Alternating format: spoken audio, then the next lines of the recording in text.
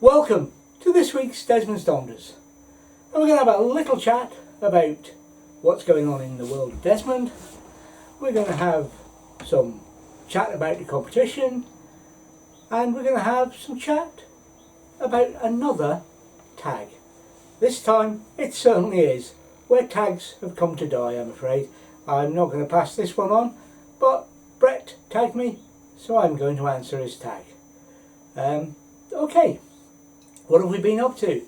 Well, this weekend we were away to meet up with Colin, and from Colin Tonkerstad, and coincidentally the videos from our last meet up with Colin in November are showing on YouTube this week. First one was on Monday and the second part will be on Friday as normal. We had a great weekend.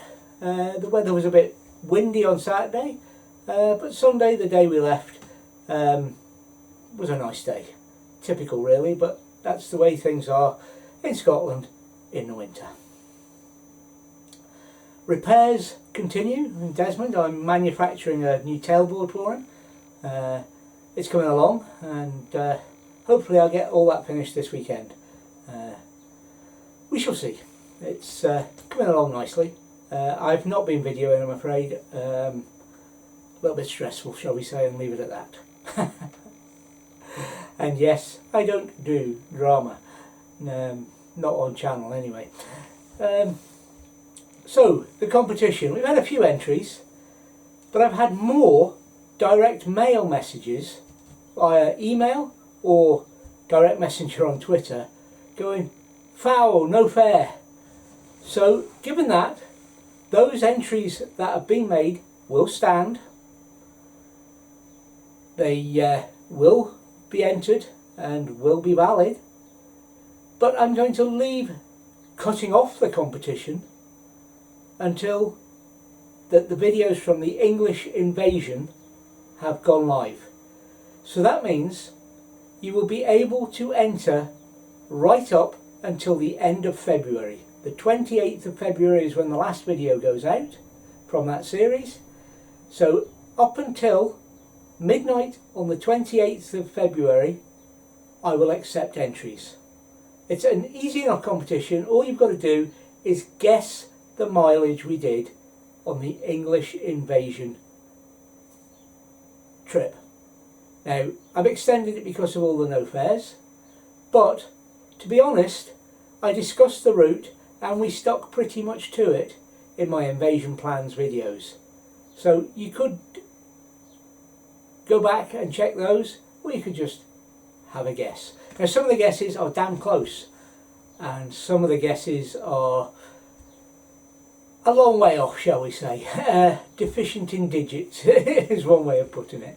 But even though you've already entered, if you fancy another guess, carry on.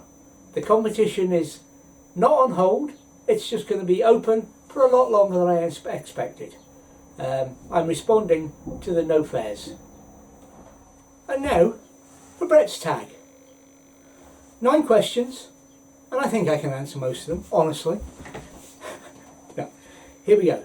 Your favourite film of all time? No contest. There's lots of them up there. There's lots of great films about the same time, the same genre, etc. But it's got to be Blade Runner. The director's cut for that is an amazing film. So that's my favourite film of all time. The first song you ever bought on vinyl tape, CD, etc. The first one I ever bought was a 7-inch vinyl single. Yes, that dates me, doesn't it? And it will be even more dated by the fact that it is Dizzy by Tommy Rowe.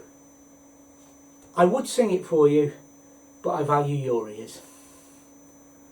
My most favourite car, if money was no object, and it says specifically not a van. What would I have? Money no object? You might be surprised. It would be a V8 Land Rover, but a Range Rover. And it would be the Mark I, the very first Range Rover with a V8 carbureted engine. That car would go forever with somebody with a spanner and a screwdriver. That would be my money no object vehicle. I would go out and find one. What is your most treasured and inspirational memory as a kid? Now there's an interesting one. I am going to plump for 1 out of 2, but I'm going to mention the second one, and that would be aircraft and seeing my first aircraft, because that set my sights on what I wanted to do as a career.